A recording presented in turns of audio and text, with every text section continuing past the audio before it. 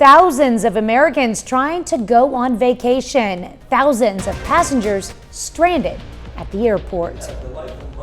Store temperatures not too bad. A little bit of a light breeze before the heat wave hits us. We'll have the latest from the Skywatch Weather Center. And we check out what could be the window to the future of solar energy. The 4 states' most watched news starts now. A weekend for air travel with thousands of flights canceled. This is KOAM News at Noon. I'm Tanya Bach. Tapping our first 7 minutes. The summer vacation season has yet to begin, but the nation's airlines already appear to be overwhelmed. Their already reduced schedules were hit by thousands of disruptions in recent days. The canceled flights in part due to staffing issues for airlines both in the air and on the ground. Elise Preston reports from New Jersey's Newark Liberty Airport. Understaffed airports and airlines are being slammed, and it's taking a toll on travelers. At this point, I don't have any high hopes. We're talking 10 hours. More than 900 flights were canceled on Sunday alone. Delta getting hit the hardest with more than 200 cancellations. Delta apologized, saying in a statement a variety of factors continue to impact our operations, including challenges with air traffic control, weather, and unscheduled absences. Canceling a flight is always our last resort. Since the start of June, U.S. airports have seen an average of 2.2 million flyers every day. They didn't tell them why it was canceled, but they canceled everybody's flight. The industry has been struggling, receiving tens of billions in federal aid since the start of the pandemic. Transportation Secretary Pete Buttigieg met with airline executives right before the weekend, telling them to stick to their flight schedules and to hire more customer service agents, giving them until the 4th of July weekend to do better or face potential fines. CBS News senior travel advisor Peter Greenberg. You can hire as many customer service agents as you want to say, I'm sorry, but if you don't fix the root problems, the apologies will continue. You got to be able to find pilots. There's a shortage. You have to be able to find people who work under the wing, ground handlers, baggage loaders. Until staffing increases as a whole, Greenberg expects more disruptions through September. After that meeting with airline executives, Secretary Buttigieg had his own flight canceled and had to drive from Washington, D.C. to New York. Some tips to keep in mind for your own air travel: try to book the first flight out and arrive at least 3 hours early. Elise Preston, CBS News, Newark International Airport. Well, despite rising demand with summer approaching, many airlines say they do not have the capacity to add more flights to their schedules. Well, if you think it's been hotter than a billy goat with a blowtorch, you don't even want to know what is in store for you. I don't know that one. I'm going to task myself with coming up with new ones this week for you. Oh, okay. Yeah, I do. I had not heard that one before. That was a billy goat with a blowtorch. Yeah. Right. Clean, fun ones that are family friendly. Would you, keep that one in your back pocket for Friday and Saturday too. We'll revisit that one, because our Monday so far hasn't been bad whatsoever. No, it's been really nice. And it's that lack of humidity. We talked about that this morning. We got off to a great start with our lack of humidity. Now we will be above our average high of 87 degrees, but we won't have to worry about that 99.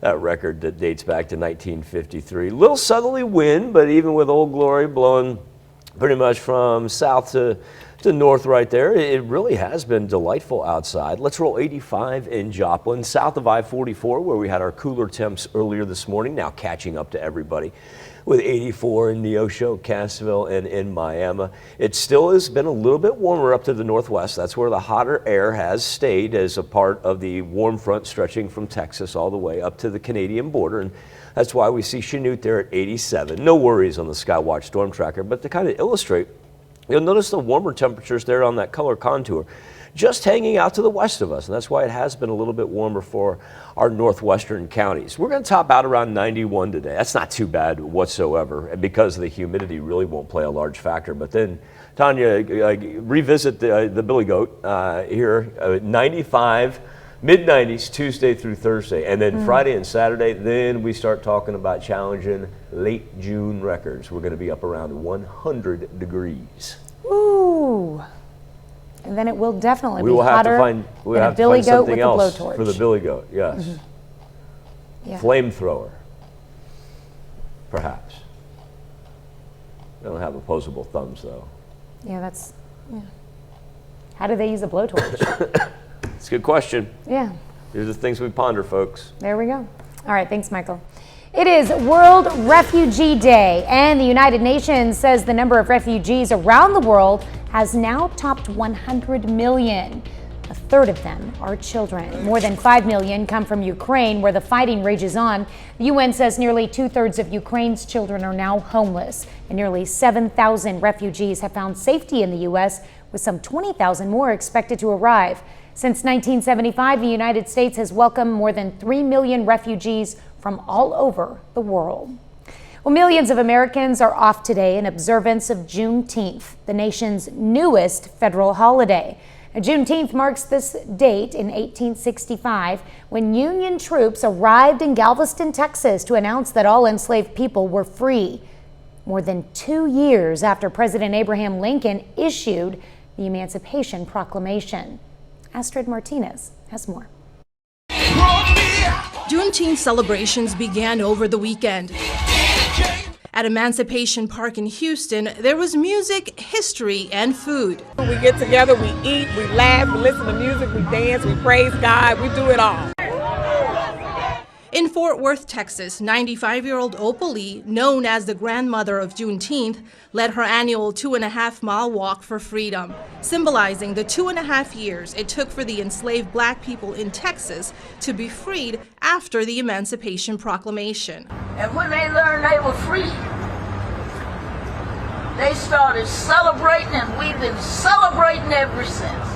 Here in New York City, the mayor for the first time declared Juneteenth a paid holiday for city workers. But across the nation, observances are different.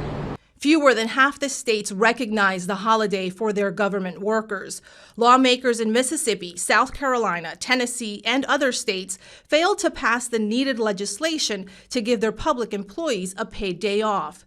Supporters of Juneteenth worked more than 25 years to persuade the government to make it a federal holiday. Astrid Martinez, CBS News, New York. In Joplin over the weekend, the Mini Hackney Community Service Center celebrated its inaugural Juneteenth celebration. Organizers put together what they called a living history event where different people portrayed historical figures such as Ida B. Wells, Josephine Salone Yates, and others. So we're really hoping that this is the beginning of learning more about Juneteenth. And so we're doing, as you can see, they're doing an art project, painting the Juneteenth flag. We talked about the symbolism that goes along with that flag. So just to take some things from today and be able to share and move forward and hopefully build memories. After the Senate unanimously approved the legislation, President Biden signed it into law, and Juneteenth became a federal holiday in 2021. That's a look at today's top stories in weather in our first 7 minutes. Up next on KOAM News at Noon, we check out the tech that generates energy through your windows. And later, we're making half-sour dill pickles in the Mr. Food Test Kitchen. A company in California's Silicon Valley believes the future of solar energy is clear. The next generation of solar panels may not be something you have to add to the roof. John Ramos explains. At the headquarters of Ubiquitous Energy near San Francisco, the familiar black solar panels on the roof are pretty obvious. But the lights in the company conference room are being powered by the windows, which are also acting as solar collectors. And so that's kind of the problem we sought out to solve with our technology, is how can you make a solar technology that's completely invisible, and by making it invisible, now we can apply it to many more surfaces. Co-founder Miles Barr says his company has invented an invisible coating using photosensitive dyes that capture energy from only the non-visible infrared and ultraviolet spectrums, turning windows into see-through solar panels. So you can use the full surface, the full vertical surface of a glass skyscraper to generate electricity that can be used by the building. Other companies are working on similar technology. Next Energy just released a prototype window with a transparent coating that can harness solar energy. Ubiquitous already has its windows on several buildings, and the company is now gearing up for full-scale production in 2024. We're talking about you're buying a window, and now do you want to pay a little bit more so that your window produces electricity as well? Ubiquitous CEO Susan Stone says there may be more uses down the road.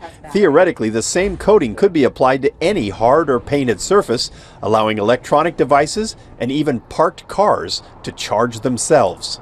If builders start using the windows, the energy possibilities could be staggering. Every year, more than 20 billion square feet of window glass is installed around the world, enough to circle the Earth 100 times. John Ramos, CBS News, San Francisco. Still to come on the KOAM News at Noon, Mr. Food. They're crispy, crunchy, and downright delicious. Just wait till you see how easy these are to make at home. But first, Michael Hayslip returns with your complete forecast. It is not very often, and it certainly hasn't happened for the last 2 weeks, that we've been able to sit back and talk about a lack of either humidity or winds. And this is a delightful Monday. Please take advantage of it. We don't have to worry about any heat advisories, excessive heat warnings, anything of that nature. As we take a live look over 7th and Rangeline, and we sit at a comfortable 85 degrees, blue sky and sunshine. But let's talk about these two key factors at play. Our humidity dropping all the way down to 41%. That's exactly what we're looking for. It started off pretty low this morning, around 75%. And because it has sank down into the 40%. I thought it would bottom out probably about 50. Now we're all the way down to 40 right there. Number one, no very negligible difference in between the temperature and what it feels like right there. But number two, because it's not windy either, we don't have to worry about elevated fire concerns. We're just matching up for the conditions that make for a great looking Monday. 87 right now in Chanute, 82 in Monette, and 84 in both Neosho and in Miami. The humidity that was hanging around from the Gulf moisture last week, it's starting to reformulate just a little bit out to our east, but really running right through the 4 states, no complaints. And a light breeze, just 5 to 10 miles per hour. You can see it beginning to pick up there out through central Kansas. And so by the time we get to Wednesday, that'll be on us, and we'll pick up around 20 miles per hour.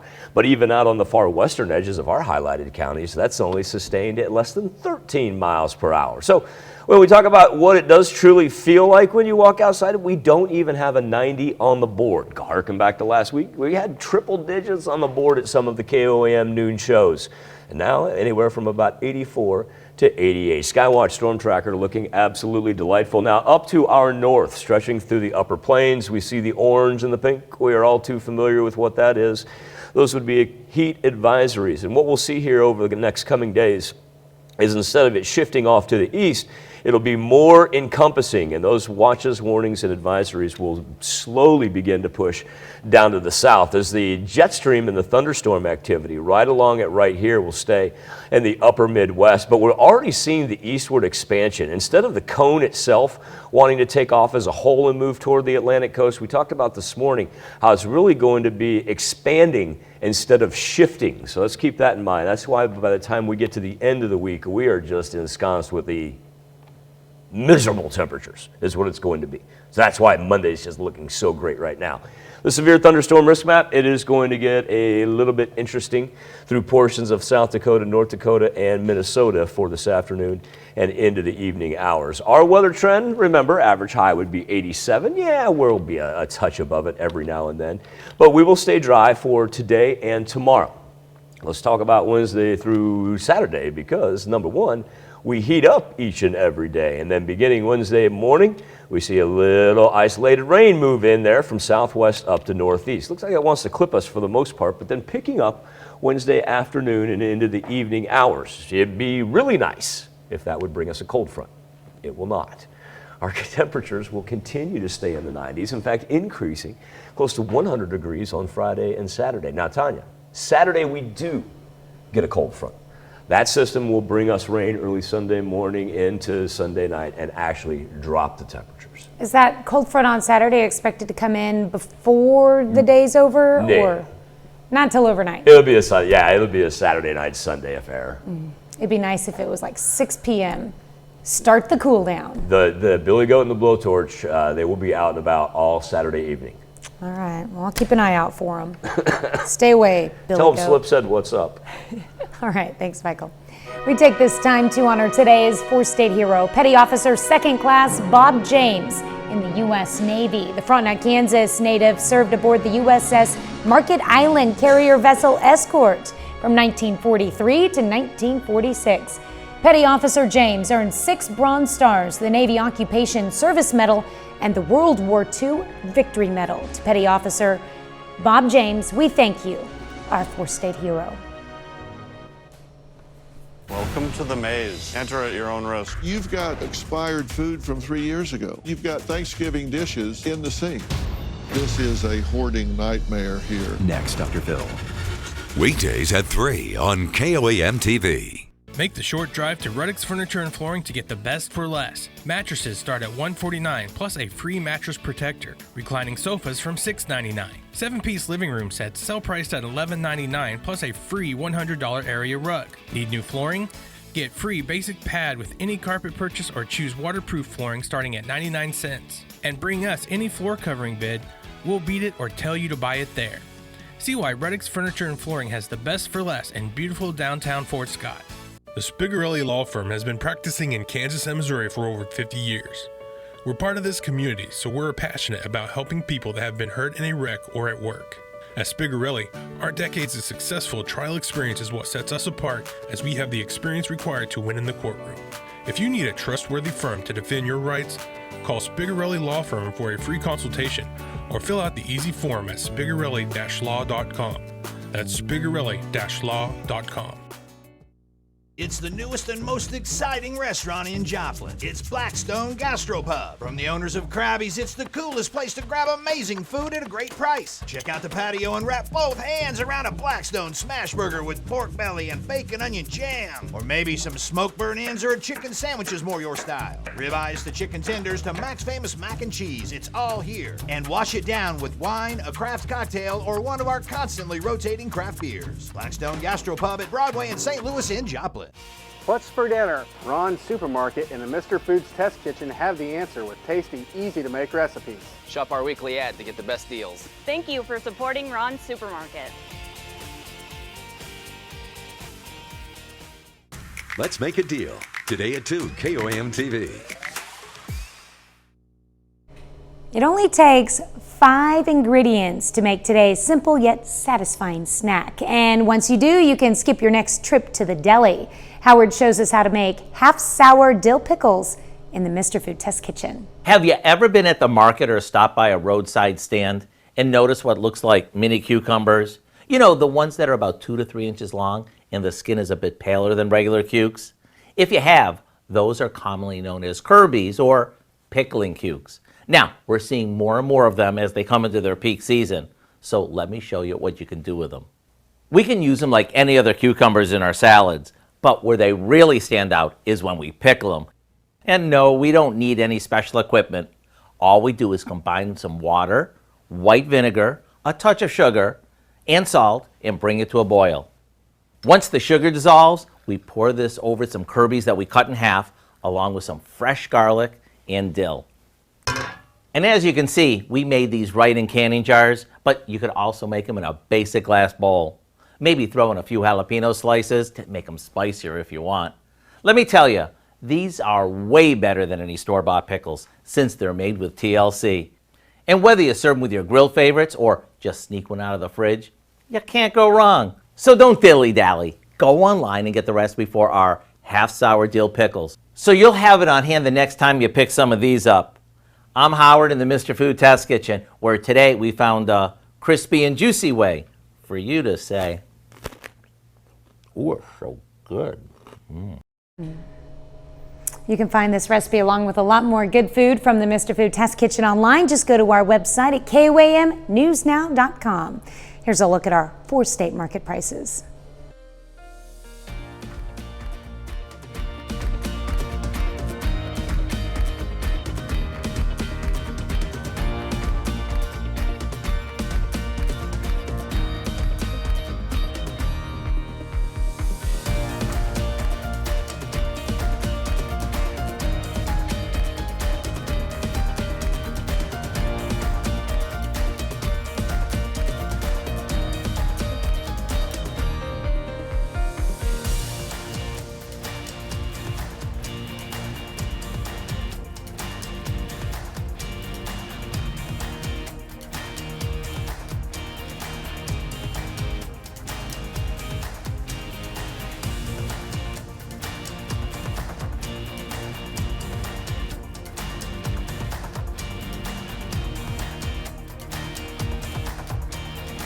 Checking to see if the National Weather Service might make a preemptive strike and throw us up a heat advisory for tomorrow. They have decided, however, as we sit at the noon hour, not to do so as of yet, but I do want to point out that that first day of summer is going to feel like it. Highs around 95 degrees, and yes, we are going to have the reemergence of some humidity here later on in the week. Take advantage of the day. Yeah, for sure. It'll be wonderful out there. Enjoy right it now. while it lasts. Yeah. Well, coming up tonight at 5, every year millions of women suffer in silence from debilitating uterine fibroids. In Health Watch, we meet a woman who is sharing her story in hopes of changing that.